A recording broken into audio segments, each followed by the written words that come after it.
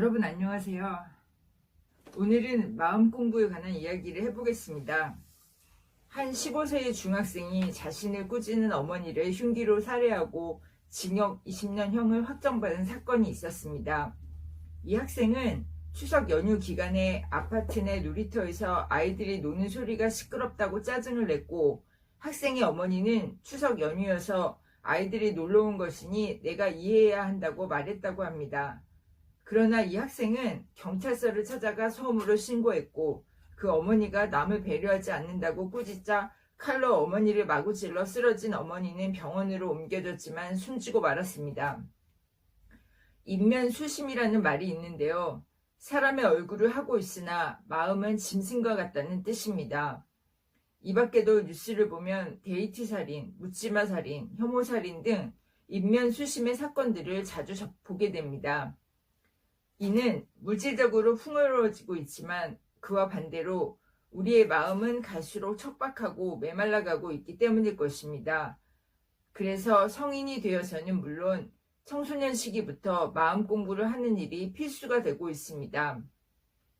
정신과 전문의 김상준 원장은 당신의 마음을 진단해 드립니다에서 우리 사회의 문제를 다음과 같이 진단하고 그 해결책을 조언해 주고 있습니다. 우리 사회는 갈수록 어린 시절부터 경쟁으로 내몰리고 있습니다. 초등학교 들어가기 몇 년 전부터 사교육을 받고 초등학교 때도 열심히 선행학습을 하고 하루 종일 이 학원 저 학원 다니느라 파김치가 되어 집에 돌아옵니다. 이렇게 어린 시절부터 지나치게 경쟁의식을 갖고 공부 때문에 크게 스트레스를 받고 공부 시간이 너무 많은 것이 심각한 후유증을 낳고 있습니다.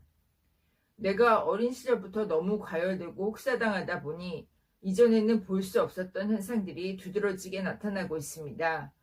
공황장애와 같은 성인병이 청소년기에 나타나고 청소년 우울증이 크게 증가했습니다. 그리고 20대의 불안장애나 우울증도 흔한 현상이 되었습니다.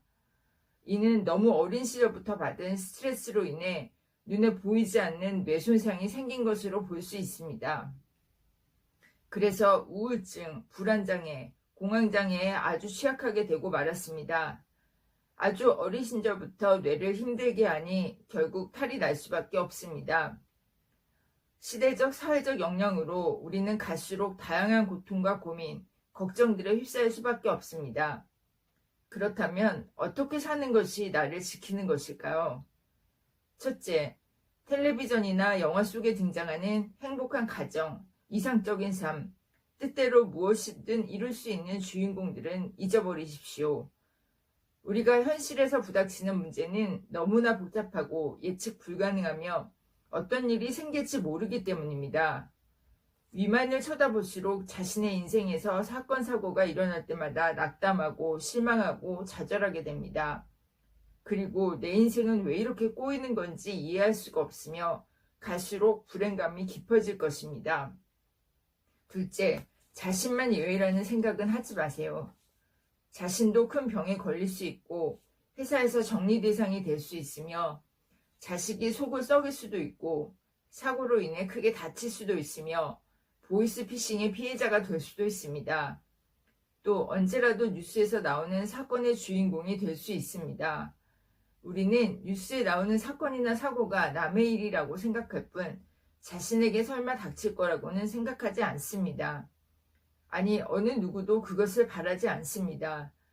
그러나 가장 중요한 것은 있는 현실을 제대로 바라보고 진정한 행복을 가려내는 일입니다. 그런 가치관이 형성되어야 험난하고 울퉁불퉁한 우리 삶을 완주할 수 있습니다.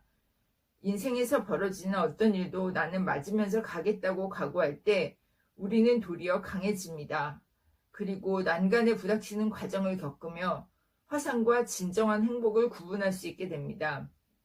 우리 삶은 장밋빛의 달콤한 인생이 아니라 사건, 사고가 끊임없이 일어나는 과정임을 인식해야 어떻게 하면 이런저런 불행한 일들 틈에서 내가 살아갈 수 있고 그 와중에서 흔들리지 않고 좀 더 편안하게 그런 일들을 받아들일 수 있을까 하고 생각을 하게 됩니다. 그러면 우리는 그 모든 것이 마음에서 비롯됐다는 것을 점점 깨닫게 됩니다. 행복하게 사는 것은 결코 쉽지 않지만 하나를 바꾸면 쉬워집니다. 바로 우리의 마음가짐입니다.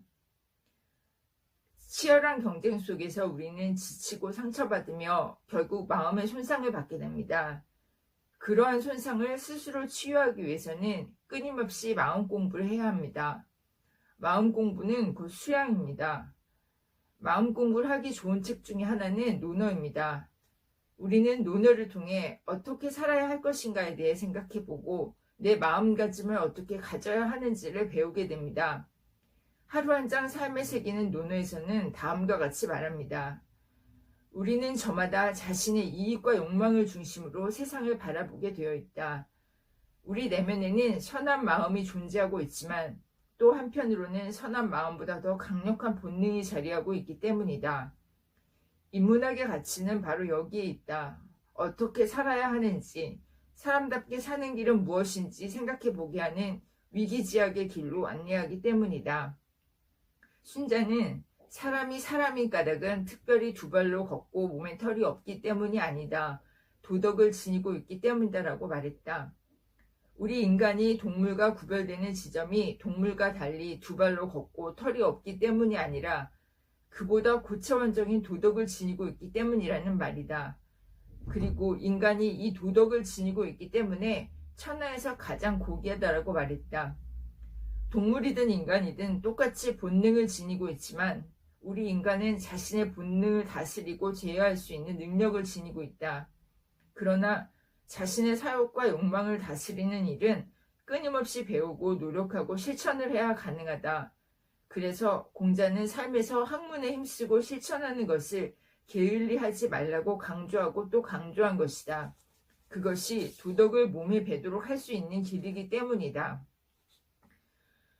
삶이라는 기나긴 여정을 잘 나아가기 위해 자신에게 또 자녀분들에게 논어의 말씀을 선물해 주시는 것은 어떨까요?